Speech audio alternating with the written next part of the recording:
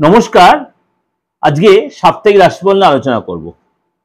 10th November two 16th November এই সপ্তাহ আপনার কিছু গ্রহ তার সিচুয়েশন চেঞ্জ করবে।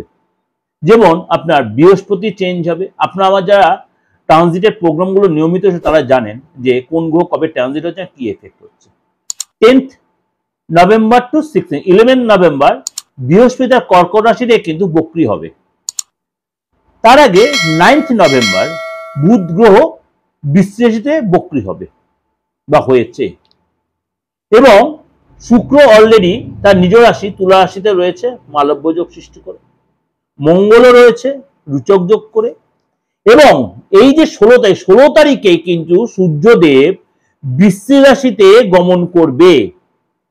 16 তারিখে সূর্যদেব বৃশ্চিক রাশিতে গমন করবে, এবং আদার্স যে কিছু গ্রহ আছে তারাও তার নক্ষত্র ট্রানজিট করবে। সেগুলো আপনি আমার ট্রানজিটের প্রোগ্রাম শুনে জানতে হবে। কিন্তু এই যে গ্রহের সিচুয়েশন চেঞ্জ হবে প্রত্যেক সপ্তাহ বা প্রত্যেক 2 দিন 4 দিন অন্তর কিছু না কিছু গ্রহের তার সিচুয়েশন চেঞ্জ হয়। প্রত্যেক রাশির মেষ টু মিন 12 রাশির ক্ষেত্রেই কিন্তু তার ভালো মন্দ এফেক্ট হবে।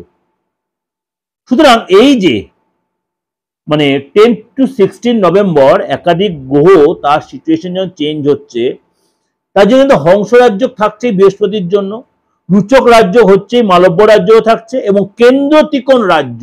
কেন্দ্র ত্রিকোণ রাজ্য কিরকম?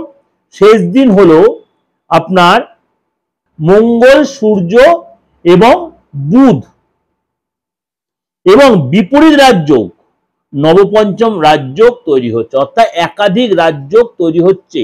সুতরাং 12 রাশির ক্ষেত্রে কিন্তু তার প্রভাব বিস্তার করবে। এই যে আপনাদের প্রোগ্রামটা আমি দিচ্ছি, অবশ্যই আপনাদের প্রত্যেকে বলছেন দাদা আপনি এত ব্যাখ্যা করে দিচ্ছেন রাজ্যগুলো, খুব ভালো লাগছে, বা ট্রানজিটগুলো। হ্যাঁ, আপনাদের জানার জন্য বোঝার জন্য কিন্তু আপনাদের কাছে এই প্রোগ্রামটা প্রেজেন্ট করা, যাতে আপনাদের উপকারে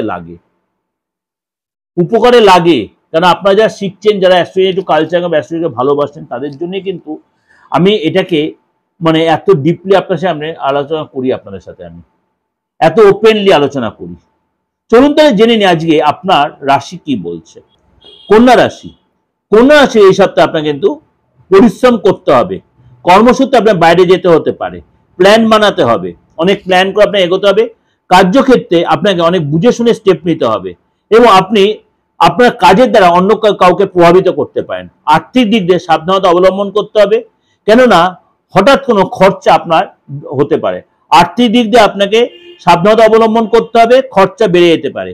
পারিবারিক জীবনে সতর্ক সংযত থাকতে হবে, এবং আপনাকে প্রেম জীবনে ছোটখাটো কোনো ভুল হয়ে যেতে পারে। প্রেম জীবনে ছোটখাটো ভুলের জন্য কিন্তু আপনার অনুশোচনা করতে হতে পারে, এবং আপনি হঠাৎ কোনো নিউজ পেতে, সেটা গুডও হতে পারে ব্যাডও হতে পারে, হঠাৎ কোনো নিউজ পেতে পারেন।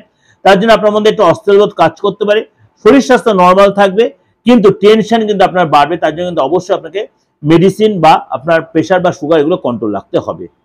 এটা আপনাদের জন্য ওভারঅল একটা প্রেজেন্টেশন করলাম, অবশ্যই আপনাদের ভালো লাগবে, এবং আমি খুব জিস্ট করে আপনাদের কাছে দিচ্ছি, ভালো লাগবে, কারণ আমি বেশি বড় বা লেন্দি করতে চাইছি না। অবশ্যই লাইক করবেন, শেয়ার করবেন, যোগাযোগ করতে অবশ্যই বুকিং ফোন করবেন, এবং সমস্ত ট্রানজিট প্রোগ্রাম দেওয়া রয়েছে একাধিক চ্যানেলে, সেগুলো আপনারা সার্চ করলে জানতে পারবেন। ভালো থাকবেন, নমস্কার।